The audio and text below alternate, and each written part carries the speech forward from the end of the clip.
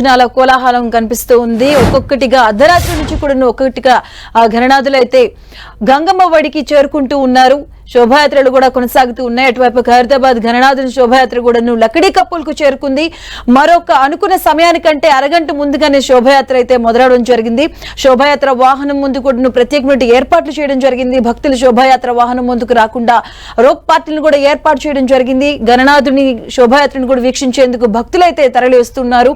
ఈ 9 రోజులు కూడా ప్రత్యేకమైనటువంటి పూజలు అందుకున్నటువంటి ఆ గణనాథులు కూడా ఒక్కొక్కటి కూడా గంగమ్మ వడికి చేరుకుంటున్నారు. ఒక్కొక్కరిగా అటువైపు బాలాపూర్ లడ్డు వేలంపాట్లు కూడా సర్వత్రా ఆసక్తి నెలకొంది. బాలాపూర్ లడ్డు కార్యక్రమాన్ని కూడా మరి కాసేపట్లో అయితే స్టార్ట్ చేయబోతూ ఉన్నారు. ఈసారి 27 లక్షలు డిపాజిట్ చేయాలని ఒక కొత్త నిబంధనను కూడా తీసుకురావడం జరిగింది. అలాగే ఈసారి కొంతమంది 6 కూడా కొత్త వ్యక్తులు అయితే ఎన్రోల్ చేసుకోవడం జరిగింది.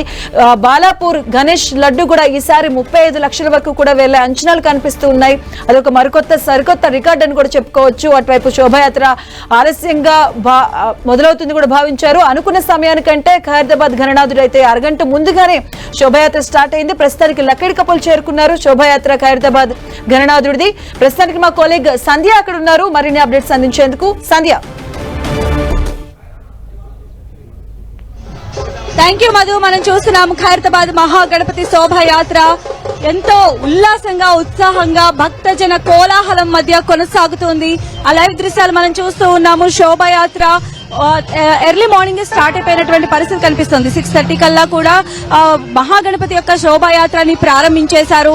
ఆ టస్కర్ వెహికల్ కూడా చాలా చిన్నగా నిదానంగా కదులుతూ ఆ బడా గణపతి మొత్తం 70 అడుగులు ఉన్నటువంటి ఆ మహాకాయం భారీ కాయం రోడ్లపైన శోభాయాత్రగా వస్తోంది. ఆ భారీ కాయాన్ని ఆ బొజ్జ గణపయ్యను దర్శించుకోవడానికి పెద్ద సంఖ్యలో అయితే ఇక్కడికి భక్తులు విచ్చేస్తున్నటువంటి పరిస్థితి కనిపిస్తుంది. డప్పు చప్పుళ్లు కోలాహల మధ్య ప్రతి ఒక్కరూ కూడా బొజ్జ గణపయ్యకు వీడ్కోలు పలికేందుకు ఎంతో ఉత్సాహంగా ఈ ప్రాంతానికి చేరుకుంటున్నారు. అయితే ఖైరతాబాద్ మహాగణపతి అంటేనే ప్రపంచ ప్రఖ్యాతి మనందరికీ కూడా తెలుసు. ఆయన నిమజ్జన కార్యక్రమం కూడా అంతే ప్రతిష్టాత్మకంగా తీసుకుంటారు ఇక్కడ ఉత్సవ కమిటీ సభ్యులు. అందులో భాగంగానే మనం చూస్తున్నాం గవర్నమెంట్ కి సంబంధించి కూడా ఇప్పటికే అన్ని రకాల ఏర్పాట్లు కూడా చేశారు. మొత్తం సివి ఆనంద్ పర్యవేక్షణలో ఇక్కడ ఏర్పాట్లన్నీ కూడా కొనసాగుతున్నటువంటి పరిస్థితి కనిపిస్తోంది. 70 అడుగుల మహాకాయం సప్తముఖ మహాశక్తి గణపతి వాడ రోడ్లు అంటే మొత్తం ఈ శోభాయాత్ర ద్వారా ఆ పురవీధుల్లో తిరుగుతూ ఉంటే భక్తులందరూ కూడా ఎంతో తన్మయత్వం చెందుతున్నారని మనం చెప్పవచ్చు. సప్త ముఖాలతో తలలతో ఉన్నటువంటి ఆదిశేషుడి పడగ నీడలో స్వామివారు మనందరికీ కూడా దర్శనమిస్తూ ఉన్నారు. క్రెయిన్ నెంబర్ 4 వద్ద కూడా ఆయనకి సంబంధించినటువంటి నిమజ్జన ఏర్పాట్లు కూడా చేశారు.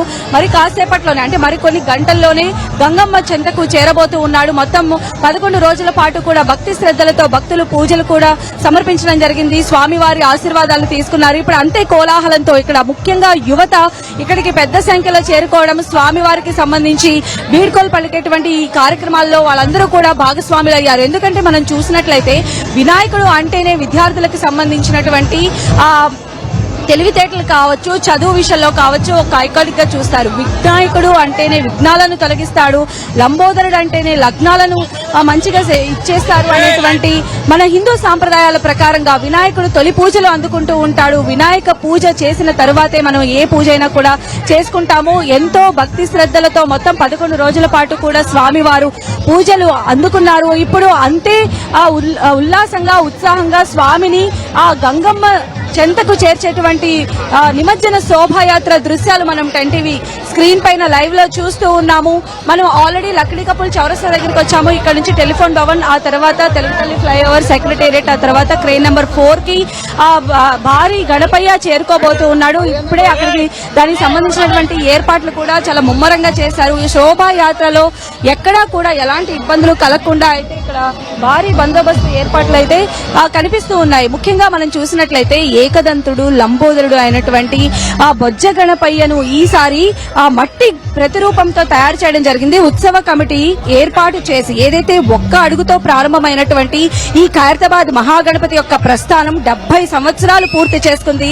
అప్రతిహాతంగా లాస్ట్ ఇయర్ మనం చూసుకున్నట్లయితే 63 అడుగుల మహాగణపతిని ఇక్కడ ప్రతిష్ఠించారు. ఈసారి 70 వసంతాలు పూర్తి చేసుకున్నటువంటి సందర్భంగా 70 అడుగుల మట్టి ప్రతిరూపంతో సప్తముఖ మహాశక్తి గణపతిగా ఈసారి స్వామివారు మనందరికీ కూడా దర్శనం చేస్తూ ఉన్నారు.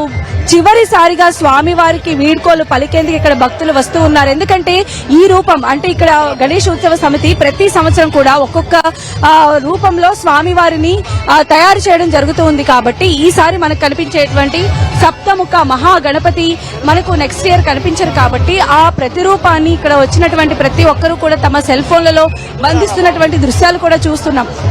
పెద్ద సంఖ్యలో ఈసారి ఖైరతాబాద్ గణనాథుడికి సంబంధించి భక్తులు కూడా వచ్చి దర్శనం చేసుకున్నటువంటి పరిస్థితి ఉంది. వరుస వీకెండ్ సెలవులు కావడంతో ఇక్కడికి వచ్చిన భక్తులందరూ కూడా వీకెండ్ రష్ అనేది ఇక్కడ చాలా క్లియర్ గా కనిపించింది. అయితే ఇప్పుడైతే శోభాయాత్రకి ఇబ్బంది కలగకుండా ఉండేందుకు కాస్త భక్తులను నిలువరిస్తూ ఉన్నారు. ఎక్కడికక్కడ బ్యారికేడ్స్ ని ఏర్పాటు చేశారు.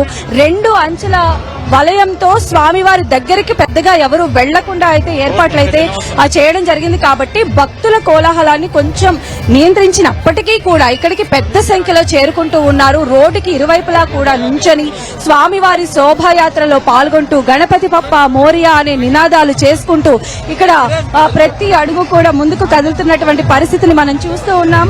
సో మనం ఇక్కడైతే గణపతి శోభాయాత్ర చాలా సర్వాంగ సుందరంగా జరుగుతుంది. ఎంతో ఉల్లాసంగా ఉత్సాహంగా డప్పు చప్పుళ్ల మధ్య అయితే స్వామివారి శోభాయాత్ర అడుగడుగు ముందుకు వెళుతున్నటువంటి పరిస్థితి ఉంది. పురవీధుల్లో 70 అడుగులు ఉన్నటువంటి ఖైరతాబాద్ గణనాథుడిని వీక్షించేందుకు పెద్ద సంఖ్యలో వారి ఇక్కడికైతే భక్తులు వస్తూ ఉన్నటువంటి పరిస్థితి కనిపిస్తూ ఉంది.